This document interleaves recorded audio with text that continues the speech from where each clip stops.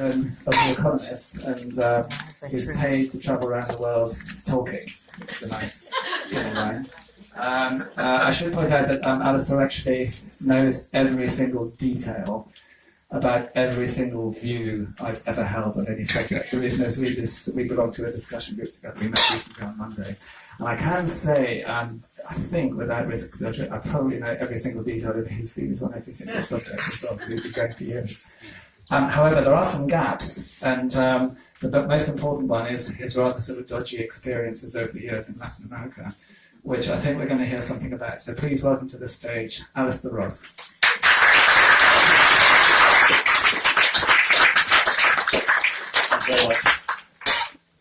You mentioned Alistair Cook before. I grew up, well, I never really grew up, but as a toddler, I listened to Alistair Cook out of the wireless and absolutely loved his sort of mid-Atlantic drawl. My worry is that we're more Kieran Ross than Alistair Cook. So Kieran took us west. I'm going to carry on further west, past the shores of Ireland and across the Atlantic, over the Amazon, over the Andes, and down into Peru. And I'm going to tell you about a story that I've called Don Mario and the Chinaman. It was hot, so hot, the stray dogs wagged their tails in slow motion as they sniffed out the shaded corners. So hot, the festive Santas, octogenarians hired by the city to dress up in furry robes, sweated jovially through their straggly beards in the southern hemisphere Yuletide. So hot, the flies stumbled among the crowds gathering in the Plaza San Martin. Dogs, Santas, flies, and people seeking shade among the civic buildings and strutting statuary. Under the sun's dry eye, the square was a flood of colour. Election posters, freshly slapped over walls already festooned with them, flashed out from every surface. Eyes and teeth smiling with unquestionable integrity, ringed with messages of hope, wealth, security, and Catholic rectitude. Banners and bunting, placards and pennants waved in the shimmering air, flapping loosely from street furniture, or brandished with determined pride by the gathering masses on this furnace of a day. The long months of campaigning were almost over. The scandals, the threats, the angry debates on TV had faded, and this final rush of rallies was all that remained before a press blackout descended and the people went to cast their ballots. Yesterday, I had stood on the edge of this square, watching Mario Vargas Llosa, the revered novelist and Nobel laureate, address his supporters. Don Mario was the presidential candidate for technocratic orthodoxy and the favourite of the middle classes. The business community also rallied behind his banner, as did most of the press and the foreign commentariat. His platform was one of change with stability, and the country certainly needed change. The incumbent, Alan Garcia, had delivered political chaos, 2 million% inflation, and a deepening of the decades-long insurgency which had boiled up into a low-level civil war. A new broom was needed, and right-minded people looked no further than the novelist drawn reluctantly into politics to save the nation, to provide it. Don Mario had addressed his final rally in sonorous tones, filled with patrician condescension and the confidence of the front-runner. His sentences were long and impeccably constructed. His words were polysyllabic and resonant.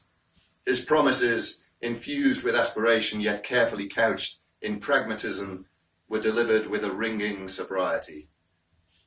Markets must be allowed to function and private enterprise to flourish, he had said. But those of more than modest means must contribute to the common good, allowing the usufruct of wealth creation to flow to the people, or words to that effect. This was the orthodoxy of the day: open markets, fiscal responsibility, the Washington consensus. I had stood at the back on tiptoe, craning to see him over the heads of his earnest supporters. Just a week before that, I had sat in Don Mario's drawing room in his well-appointed house by the sea, leafing through tasteful coffee table literature, and then averting my gaze as he entered in a surprisingly short and loose-fitting dressing gown. He was busy and businesslike, and we discussed a different speech that he was paying me to translate. His skin was mottled and loose, a little less impressive than the stern-eyed patriarch I knew from TV. I tried some light chat about the campaign, mentioning the concept of the techito, the little roof. This had been used to describe his popularity rating, which hung stubbornly just below the 50% threshold that would give him outright victory. Admittedly, it was a columnist from an opposition newspaper who had coined the phrase, but it had caught on, and cartoonists had taken to drawing the novelist candidate with a tiny roof hovering above his head. Was he worried? He smiled kindly enough, but was not to be drawn, and our conversation turned to matters of more immediate relevance. Was pudiente best described as well-off, wealthy, or well-heeled? Would a Chicago audience understand the term criollo?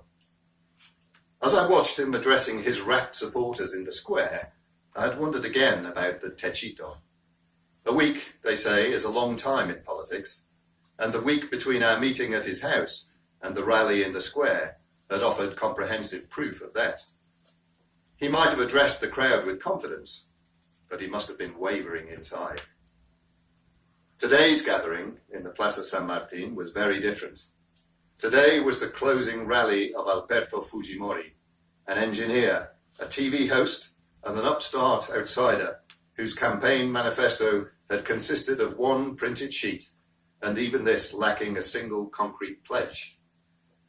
The Chinaman, as he was known, in an incongruous reference to his Japanese parentage, had barely registered in the polls 2 weeks before, yet now was gathering giant crowds with his promise of Asian values, honor, technology, and hard work.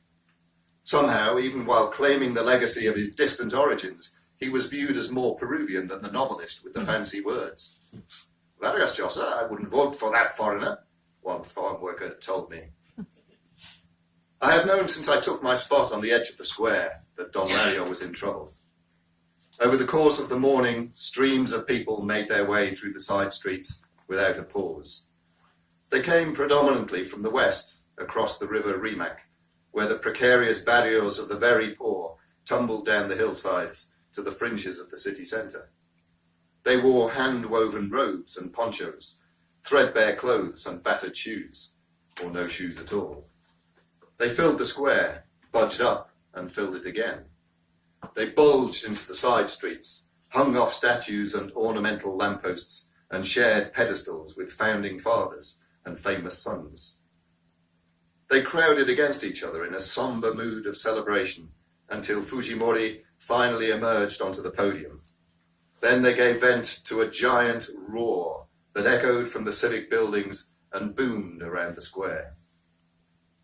They cheered his words with adoring abandon. He would bring jobs to the unemployed, he said, stability to the broken economy, peace to the war-torn country. He would stand for the poor, the honest, the hard-working, drawing a line under the corrupt politics of the past. He would lead a crusade for moral renewal and drive the vulgar delinquents from the presidential palace. It struck me that throughout the build-up and the speech, my view of the podium was never obscured. Not especially tall myself, I towered over the crowd. These rural migrants, citizens of the shanty towns that ringed and outnumbered the capital, gardeners, nannies, cleaners, security guards, waiters, street sellers, and itinerant shoeshines, came from the back of the country's protein line.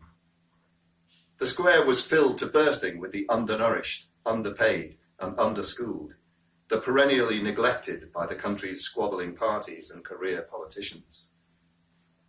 Somehow, almost without anyone noticing, Alberto Fujimori, a second-generation immigrant and third-tier TV personality, had galvanized a slice of the population that was rarely addressed and even more rarely heard. They were outside the psephologists' models, beyond the reach of the pollsters, far away from TV's talking heads, but they were having their say now. It was hot. So hot the air was fluid and corrugated with mirages. So hot the retreating crowds were doubled with the exertions of the day. So hot that the venerable Santas swung their bells with mournful apathy, an incongruity in this climate and at this time of political fever. As I retired to find my own techito and a cold beer, I felt that I was walking barefoot across a griddle. The long campaign was over, but the biggest shock was to come. In the ensuing election, Don Mario would win most votes, but fail to emerge from his techito and would lose to the Chinaman in the runoff. And in one final bitter twist, Fujimori over the coming years would shred the country's democracy and betray the hopes of those who had crowded the Plaza San Martin. It was 1990. I thought to myself, I probably didn't, but I'd like to grant myself a little retrospective acuity. A small-time TV personality speaking over the heads of the political class directly to a silent majority who feel angry and disenfranchised, sweeping away the old politics in one explosive convulsion. When will that ever happen again?